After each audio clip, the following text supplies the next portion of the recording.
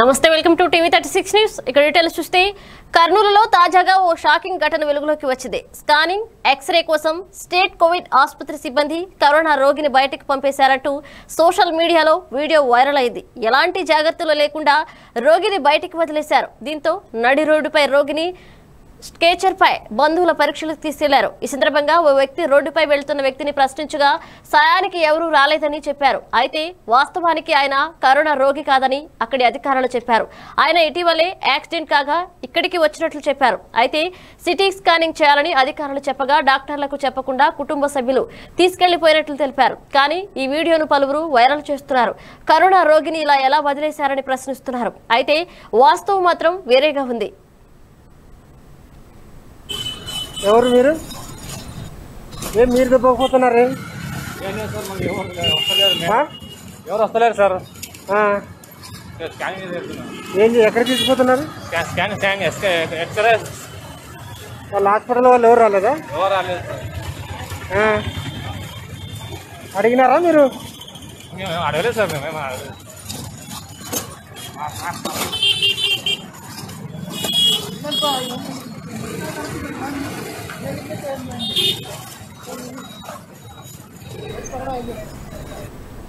ప్రపంచాన్ని గడగడలాడిస్తున్న కరోనా మహమ్మారి రోజు రోజుకు విస్తరిస్తున్న తరుణంలో మహమ్మారిని కట్టడి భాగంలో నా వంతు కృషి చేస్తాను అంటూ ముందుకు వచ్చారు రంగొండపాలెం ఇస్మాయిల్ చికెన్ సెంటర్ నిర్వాహకులు షేక్ ఇస్మాయిల్. తమ దగ్గరకు కొనుగోలు చేసేందుకు వచ్చిన ప్రతి ఒక్కరికి ఉచితంగా మాస్కులు పంపిణీ చేశారు. అలాగే బయటికి వచ్చేటప్పుడు మాస్కులు ధరించాలని వారికి తెలియజేశారు. అలాగే పారిశుద్ధ్య కార్మికులకు కూడా మాస్కులు పంపిణీ చేశారు. ఈ కార్యక్రమంలో తోట మహేష్ నాయుడు పాల్గొన్నారు.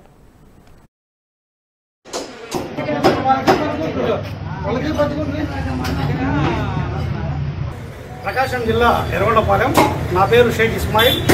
ఇస్మాయిల్ చికెన్ సెంటర్ తరఫున ఈరోజు మాస్కులు పంపిణీ చేస్తున్నాము.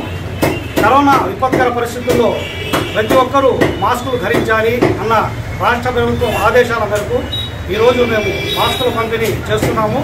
ప్రతి ఒక్కరూ మాస్క్ ధరించి సామాజిక దూరం పాటించి అందరూ జాగ్రత్తగా ఉండాలని ప్రకాశం జిల్లా గిద్దలూరు పట్టణంలో లాక్డౌన్ సందర్భంగా నిర్మానుష్యంగా మారిన ప్రధాన వీధులు. రెడ్ జోన్ ప్రాంతంలో పారా వాలంటీర్లతో పోలీసులతో కట్టుదిట్టంగా స్థానిక గిద్దలూరు సిఐ సుధాకర్ రావు ఆధ్వర్యంలో బందోబస్తు నిర్వహించారు. పట్టణంలో కావాలని అనవసరంగా కొంతమంది వాహనాలపై రోడ్లపై పట్టణంలో తిరుగుతున్న వారిని పట్టుకుని అంబులెన్స్ లో క్వారంటైన్ తరలించారు.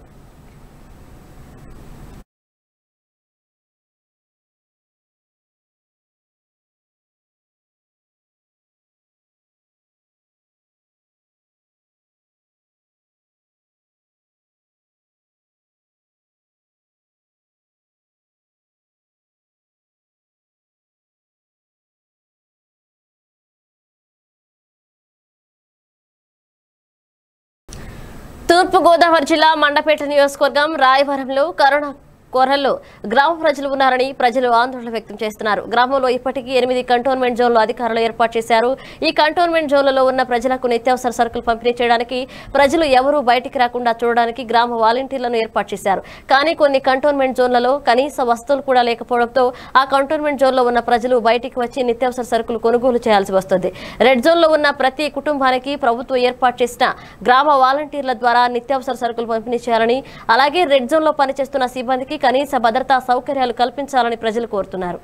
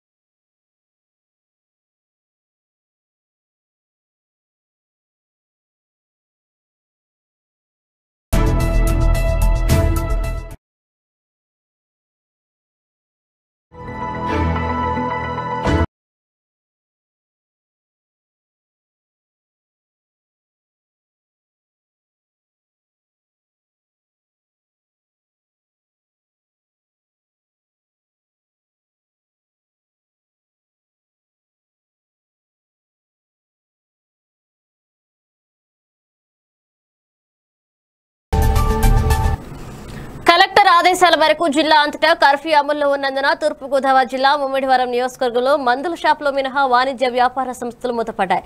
రహదారులు నిర్మానుష్యంగా మారాయి.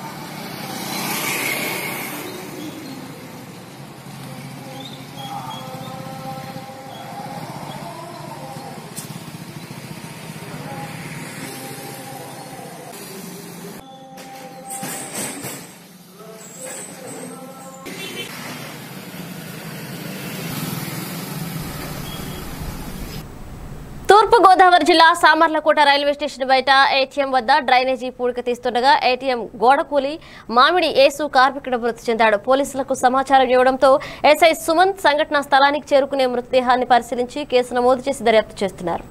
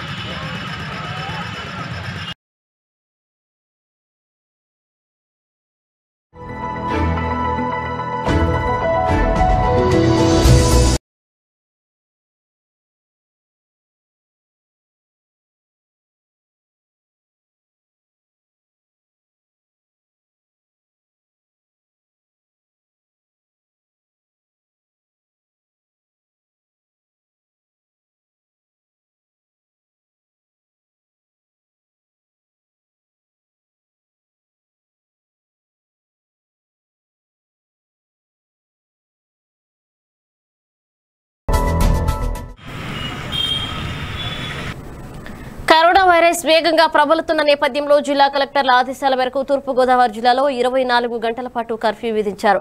ఆదివారం ఉదయం 6 గంటల నుండి సోమవారం ఉదయం 6 గంటల వరకు ఈ కర్ఫ్యూ కొనసాగనుంది. దీనిని పోలీసు అధికారులు ప్రతిష్టాత్మకంగా తీసుకుని జిల్లా అంతా కూడా ఈ రోజు ఏ విధమైన వ్యాపార సంస్థలు అలాగే ప్రజల వాహనాలపై తిరగకుండా నిషేధ ఆజ్ఞలు విధించారు. ముమ్మిడివరంలో వ్యాపార సంస్థలు మూతపడ్డాయి. రహదారులు నిర్మానుష్యంగా మారాయి. కర్ఫ్యూ ఆజ్ఞలను ధిక్కరించి రోడ్లపై తిరుగుతున్న వారిని అదుపులోకి తీసుకుని మొబైల్ యాప్ ద్వారా వారికి చలానాలను విధిస్తున్నట్లు ముమ్మిడివరం ఇన్ఛార్జ్ ఎస్ఐపి వెంకటేశ్వరరావు తెలిపారు. అలాగే కాట్రేనికొన మండలంలో కందికుప్ప సెంటర్, కాట్రేనికొన గేట్ సెంటర్లలో డ్రోన్ కెమెరాలతో కర్ఫ్యూను పటిష్టంగా అమలు చేస్తున్నట్లు ఎస్ఐ సంపత్ కుమార్ తెలియజేశారు.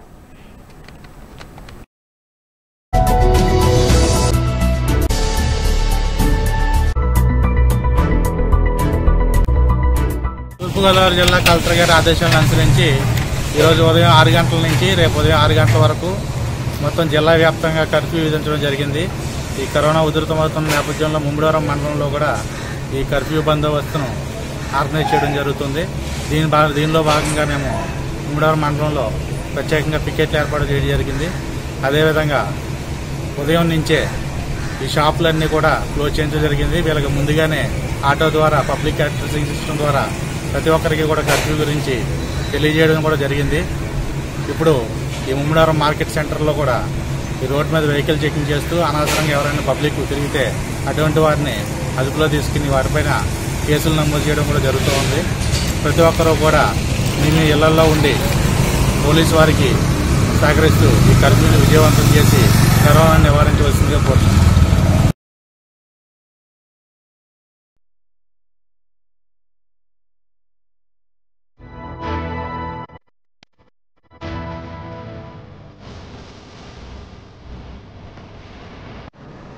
కర్నూలు జిల్లా బనగానపల్లి నియోజకవర్గ ప్రజలందరూ తప్పనిసరిగా మాస్కులు ధరించి సామాజిక దూరం పాటించవలసిందిగా విన్నవించారు బనగానపల్లి మాజీ ఎమ్మెల్యే బీసీ జనార్దన్ రెడ్డి. ఈ రోజు హైదరాబాద్ తన నివాసంలో ఆయన మాట్లాడుతూ 5 రోజుల క్రితం ప్రజలకు అందుబాటులో ఉండడం వలన మాజీ ఎమ్మెల్యే బీసీ జనార్దన్ రెడ్డికి పొడిదగ్గు రావడంతో ఆయన హైదరాబాద్ లో 2 హాస్పిటల్స్లలో కరోనా పరీక్ష చేయించుకున్నారు. ఒక హాస్పిటల్లో నెగిటివ్, ఇంకొక హాస్పిటల్లో పాజిటివ్ అని వచ్చింది. కానీ ఆయనకు ఎలాంటి కోవిడ్-19 లక్షణాలు కనిపించకపోయినా డాక్టర్ల సూచన మేరకే హోమ్ క్వారంటైన్ లో ఉంటున్నారు. కాబట్టి కరోనా వచ్చినా రాకున్నా తప్పకుండా కరోనా పరీక్ష చేయించుకోవాలని ఆయన విన్నవించుకున్నారు. కుటుంబ సభ్యులకు, నా ప్రాణ సమానమైనటువంటి తెలుగుదేశం పార్టీ కార్యకర్తలకు, నాయకులకు, బంధుమిత్రులకు, ప్రతి ఒక్కరికి కూడా నా హృదయపూర్వక నమస్కారాలు. మొన్నటి దినము శుక్రవారము, శనివారము, ఆదివారము 3 రోజులు నియోజకవర్గంలో గ్రామాలలో తిరగడం జరిగింది. తిరిగిన తర్వాత ఆదివారం సాయంకాలం నాకు కొద్దిగా ఈ యొక్క పొడిదగ్గు మాదిరిగా రావడం, అదేవిధంగా సోమవారం ఉదయానికి కూడా అది కొద్దిగా పెరిగేటట్టు కనపడడంతో సోమవారం మధ్యాహ్నం నుంచి కూడా నేను వెంటనే హైదరాబాద్కు చేరుకొని ఇప్పుడు ఉండేటువంటి వాతావరణము రాష్ట్రంలో, అదేవిధంగా దేశంలో, ముఖ్యంగా మన నియోజకవర్గంలో ఈ కరోనా విస్తృతంగా రావడంతో ఎందుకైనా మంచిదనేటువంటి ఉద్దేశంతో మంగళవారం 2 ఆసుపత్రులకు ఇచ్చి ఈ యొక్క కరోనా పరీక్షలు చేయించుకోవడం జరిగింది.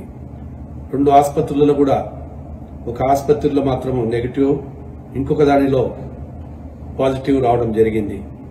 వచ్చిన తర్వాత డాక్టర్ల సలహా మేరకు ఇప్పుడు ఉండేటువంటి పరిస్థితుల్లో 2వ రోజు కూడా 3వ రోజుకే మీకు ఎలాంటి కూడా సిమ్టమ్స్ లేవు, కరోనా సిమ్టమ్స్ ఎక్కడ కనపడడం లేదు.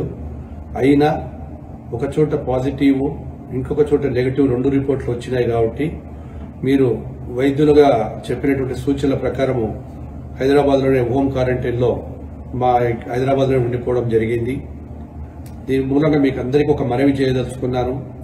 దయచేసి మీరందరూ కూడా ఎవరైతే శుక్ర, శని, ఆది, సోమవారాల్లో నన్ను కలిశారో మీరందరూ కూడా దయచేసి నాతో కలిసిన వాళ్ళందరూ కూడా మీరు కూడా ఒకసారి కరోనా పరీక్షలు చేయించుకోండి. ఎందుకంటే మన కోసం కాకుండా మన చుట్టుపక్కల ఉన్న వారి కోసము, మన కుటుంబ సభ్యుల కోసం మనము ఈ యొక్క పరీక్షలు చేయించుకోవాల్సిన అవసరం ఎంతైనా ఉందని కూడా మిమ్మల్ని కోరుకుంటా ఉన్నాను. అదేవిధంగా ఇప్పటికైనా ప్రతి ఒక్కరూ తప్పనిసరిగా మాస్క్ ధరించాలని కోరుకుంటా ఉన్నాను. సామాజిక దూరం పాటిద్దాం.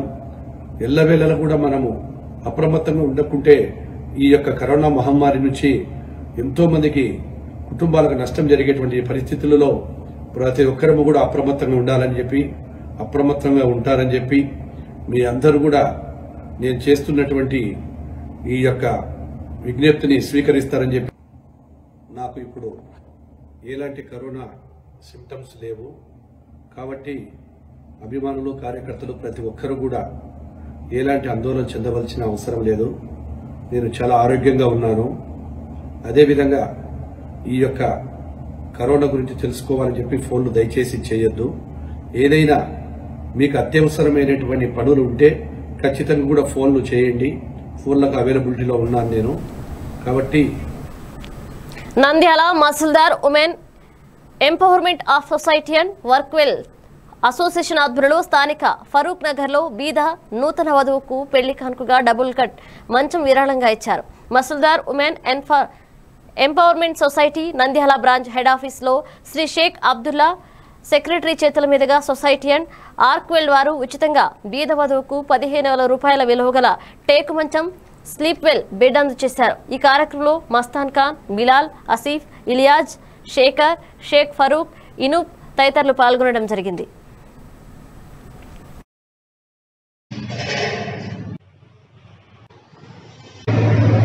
మరియు బెడ్ ఉచితంగా ఇస్తున్నాము.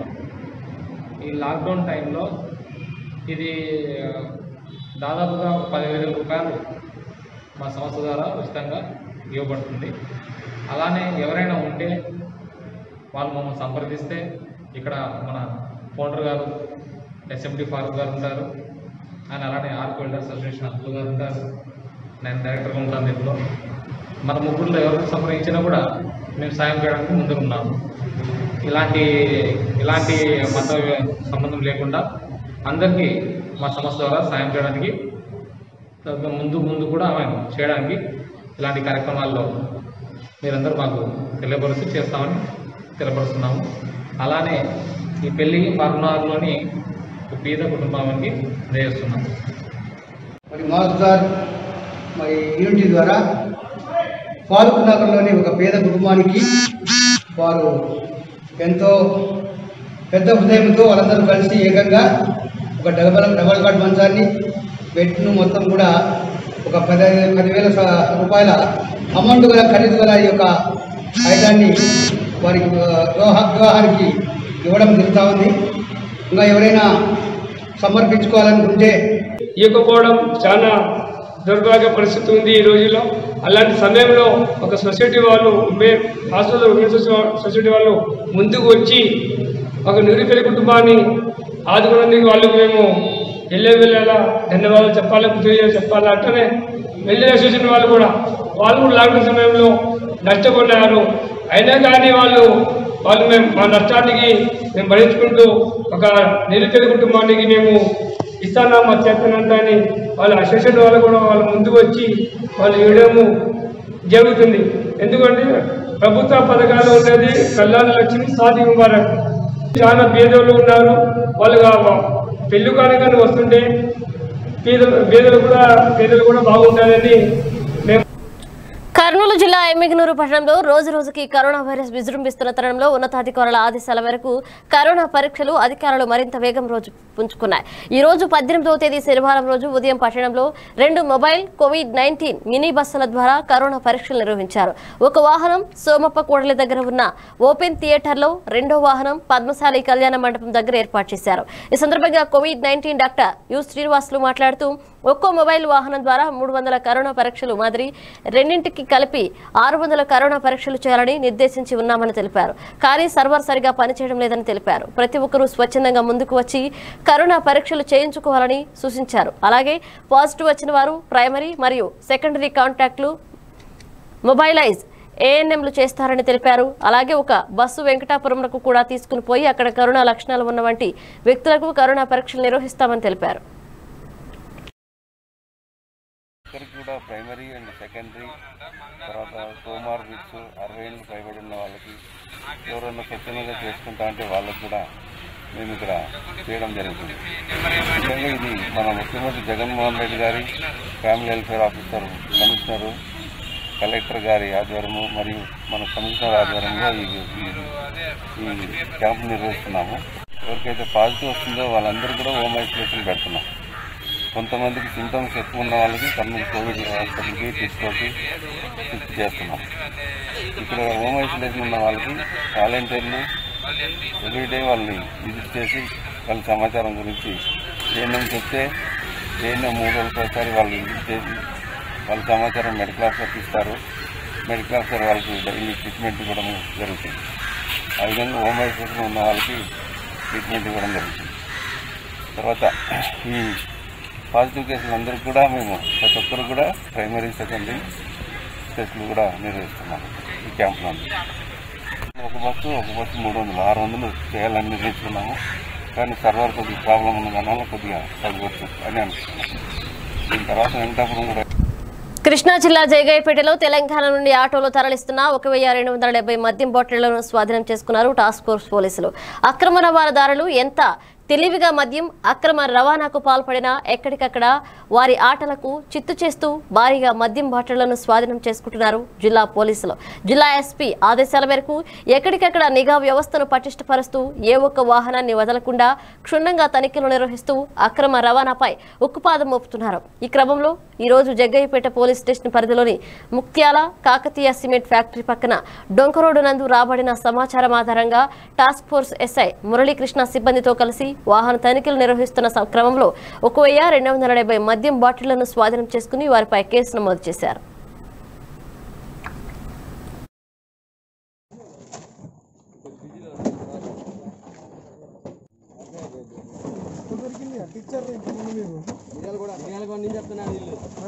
అంటే ఎట్టిచ్చారన్న వీళ్ళకి ఇంతమంది ముందు కోట్లు ఇస్తా ఉంటారు కదా. కృష్ణా జిల్లా ఇబ్రహీంపట్నం మండలంలో ఈ నెల 22వ తేదీన జరగనున్న వన మహోత్సవం కోసం ఏర్పాట్లు పరిశీలించారు అధికార యంత్రాంగం. గాజులపేట వద్ద గల 33 ఎకరాల స్థలంలో పేద ప్రజలకు ఇళ్ల స్థలాల పంపిణీ విషయంలో ఏర్పాటు చేసిన లేఅవుట్లలో ముఖ్యమంత్రి జగన్మోహన్ రెడ్డి చేతుల మీదుగా చెట్టు నాటే కార్యక్రమం కోసం పరిశీలించారు. ఈ కార్యక్రమంలో కృష్ణా జిల్లా collector AMD Imtiaz, sub collector Dhyan Chand, joint collector Madhavilatha, దేవాదాయ ధర్మాదాయ శాఖ మంత్రి వెల్లంపల్లి శ్రీనివాస్ తదితరులు పాల్గొన్నారు. సో దాని ముఖ్య ఉద్దేశంగా ఆ ప్లాంటేషన్ ఆ రోజు మనకి ఇక్కడ చేయడం అనేది చాలా గొప్ప విషయం. సో ఆ రోజు మరి ఉదయం 9 నుంచి 10 గంటల లోపల మరి గౌరవ ముఖ్యమంత్రి గారు ఇక్కడ రానున్నారు.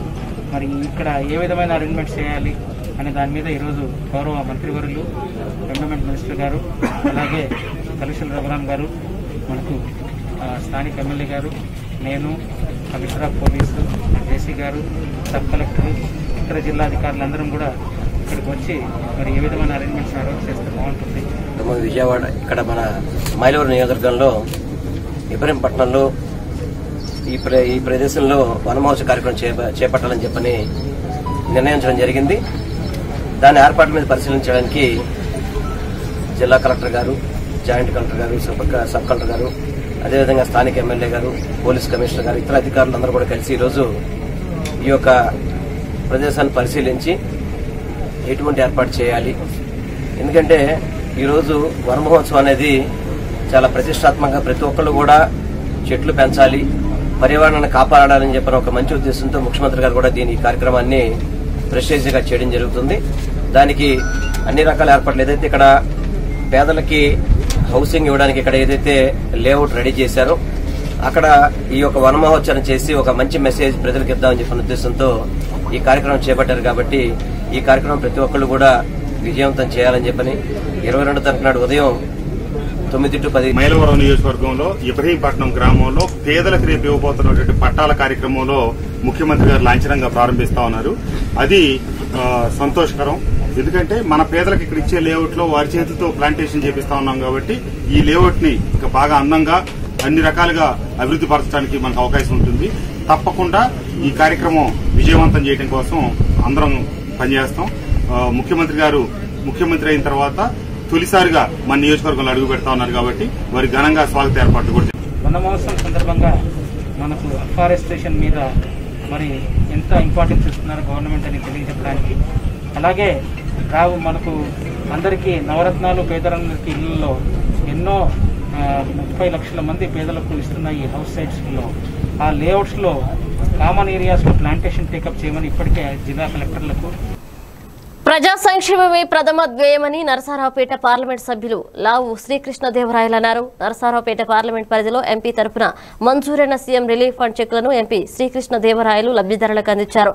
మొత్తం 19 మందికి గాను 4,28,000 విలువ చేసే చెక్కులను నిరుపేదలకు ఎంపీ పంపిణీ చేశారు. ఈ సందర్భంగా శ్రీకృష్ణదేవరాయలు మాట్లాడుతూ ఇంతటి విపత్కర పరిస్థితుల్లో ప్రభుత్వం ప్రజా సంక్షేమానికి పెద్దపీట వేస్తూ పథకాలను అమలు చేస్తుందన్నారు.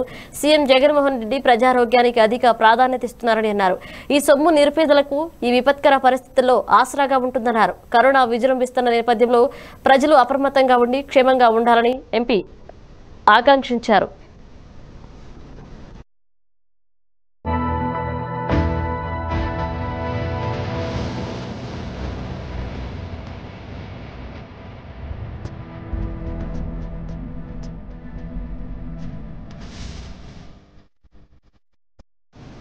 తూర్పుగోదావరి జిల్లా అమలాపురం డివిజన్ పరిధిలో పూర్తిగా అమలవుతుంది కర్ఫ్యూ. సంపూర్ణ లాక్డౌన్ కు వ్యాపారులు, ప్రజలు సహకరిస్తున్నారు. పరిస్థితులు ఎప్పటికప్పుడు సమీక్షిస్తున్నారు అమలాపురం డీఎస్పీ షేక్ మసూం బాషా.